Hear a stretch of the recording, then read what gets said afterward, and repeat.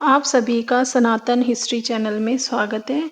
आज हम कार्तिक माह के पावन अध्याय 7वां को इस वीडियो में सुनेंगे। तो चलिए शुरू करते हैं। अध्याय 7 चैप्टर 7 जय हो कार्तिक भगवान की जय। नारद जी ने कहा, हे राजन, कार्तिक मास में व्रत करने वालों के नियमों को मैं संक्षेप में बतलाता हूँ, उसे आप सुनिए। व्रती को सब प्रकार के आमिष, मांस, उड़द, राई, खटाई तथा नशीली वस्तुओं का त्याग कर देना चाहिए। व्रती को दूसरों का अन्न ग्रहण नहीं करना चाहिए, किसी से द्वेष नहीं करना चाहिए और तीर्थ के अतिरिक्त अन्य को यात्रा नहीं करनी चाहिए।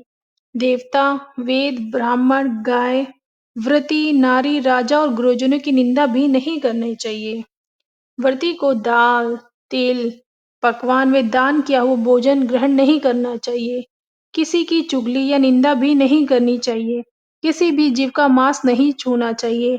पान, कत्था, चूना, नींबू, मसूर, बासी तथा झूठे अन्न का भी प्रयोग नहीं करना चाहिए। गाय, बकरी तथा भैंसों के अतिरिक्त अन्य किसी पशु का दूध नहीं पीना चाहिए। कांस्य के पात्र में रखा हुआ पंचगव्य, बहुत छोटे घड़े का पानी तथा केवल अपने लिए ही पका हुआ अन्न प्रयोग करना चाहिए। कार्तिक माह का व्रत करने वाले मनुष्य को सदैव ब्रह्मचर्य का पालन करना चाहिए। उसे धरती पर सोना चाहिए। दिन के चौथे पहर में केवल एक बार पत्तल में भोजन करना चाहिए। व्रती कार्तिक माह में केवल नरक चतुर्दशी, जिसे छोटी दिवाली भी कहा जाता है, इस दिन ही शरीर में तेल लगाना चाहिए।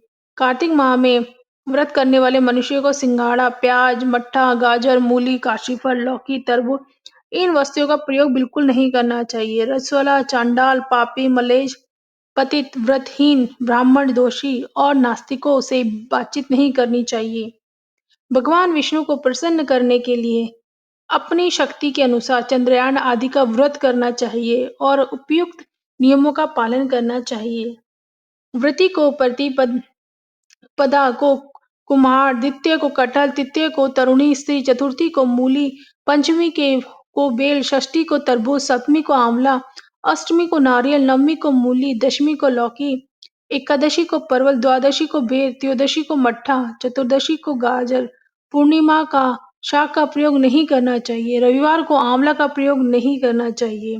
कार्तिक माह में व्रत करने वाला मनुष्य यदि इन शाकों में से किसी शाक का सेवन करना चाहे तो पहले ब्राह्मण को देखकर ग्रहण करें।